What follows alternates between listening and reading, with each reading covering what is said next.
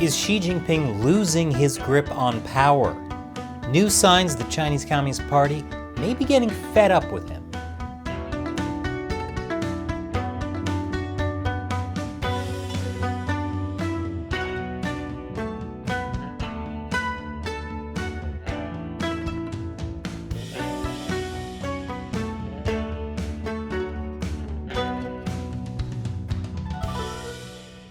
Happy New Year and welcome to China Uncensored. I'm Chris Chappell. And hey, if you haven't heard, our merch store is live. Get yourself a t-shirt like this one or one of our many other t-shirts and mugs. Visit chinauncensored.tv/merchandise to see the selection and support the show. The link is below.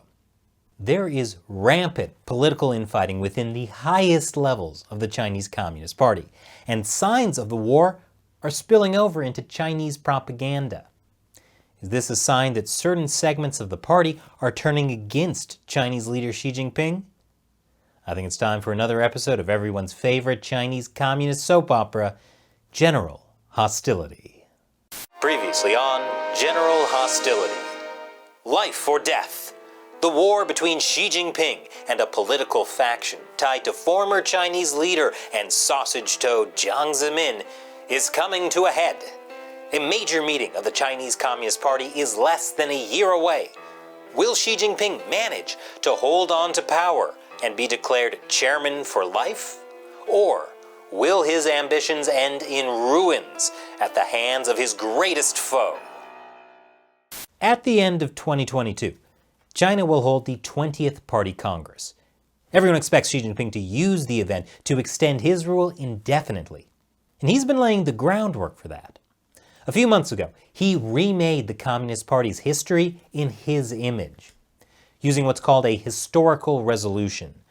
We did a full episode about that, so check it out for some background.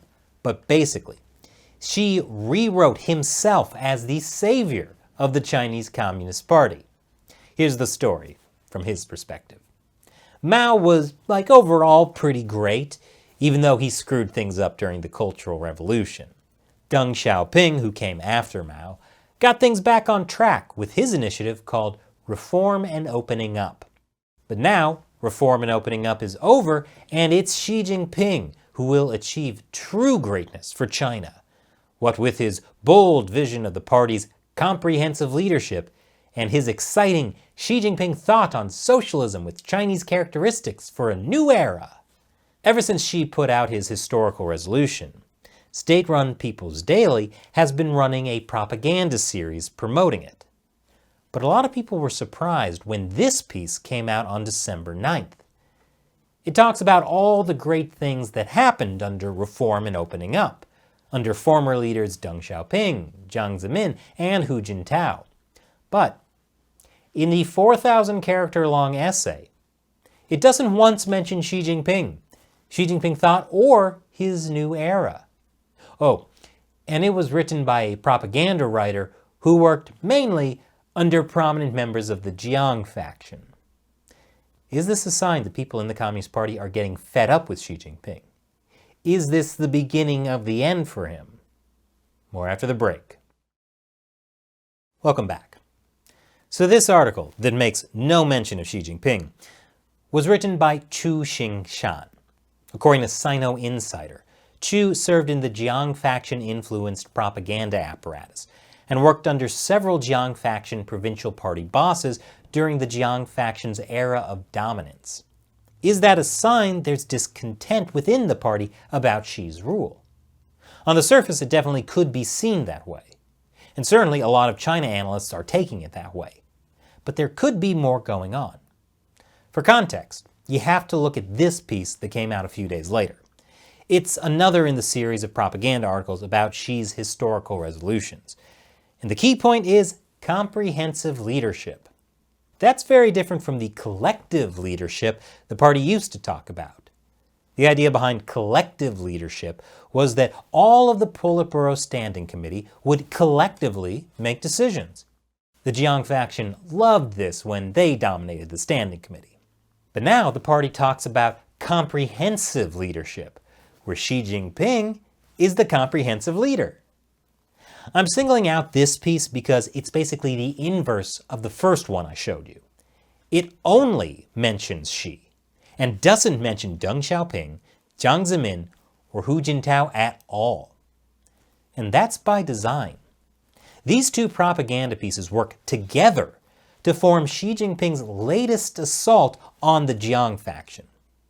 The second article says, under reform and opening up, which was great by the way, there was deviation in the content and method of the party's leadership, the effects of which were not really eliminated until after the 18th Party Congress. The 18th Party Congress? Why, that's when Xi came to power. The article talks about all the corruption in the party before Xi, but thankfully, Xi did that whole anti-corruption campaign, which purged more than 1 million officials, all of whom were definitely corrupt and totally not victims of political infighting. So basically, the historical narrative that's being put out in Chinese propaganda is that Mao screwed up, reform and opening up was an attempt to correct that, but it failed until Xi Jinping came and saved the party. So why the first article? The one written by someone who used to work under Jiang's people? Well, Xi has been working to marginalize Deng's reform and opening up policy and distance himself from the political legacy of his predecessors. Why? He doesn't want to be living under Deng's shadow. He wants his policies, especially his policy of going global, to be viewed as a historic achievement or historic change in its own right, and not the result of his adherence to Deng's reform and opening up, like Jiang and Hu. So it makes sense that the first article, all about reform and opening up, doesn't mention Xi. Then another article comes out only talking about Xi and how reform and opening up didn't work. It took Xi to save communism. But what about the writer, Chu Xingshan's connections to the Jiang faction? Easy enough to explain. He worked under big-name Jiang people, but he never moved up the ranks. He was basically stuck in the backwater province of Qinghai, working as a low-level propaganda stooge. People actually close to Jiang tended to shoot up the ranks. Chu wasn't promoted till 2018, essentially by Xi. So Xi Jinping, with his historical resolution, is creating a propaganda narrative that says his political enemies ruined China, and it was only thanks to Xi that things were saved in the nick of time. So, why not make him president for life? Getting the news out about the Chinese Communist Party isn't easy. That's why we rely on your support to keep the show going. And that's why I'm going to answer a question from a member of the China Uncensored 50-cent Army, fans who support the show with $1 or more on the crowdfunding websites Patreon and Locals.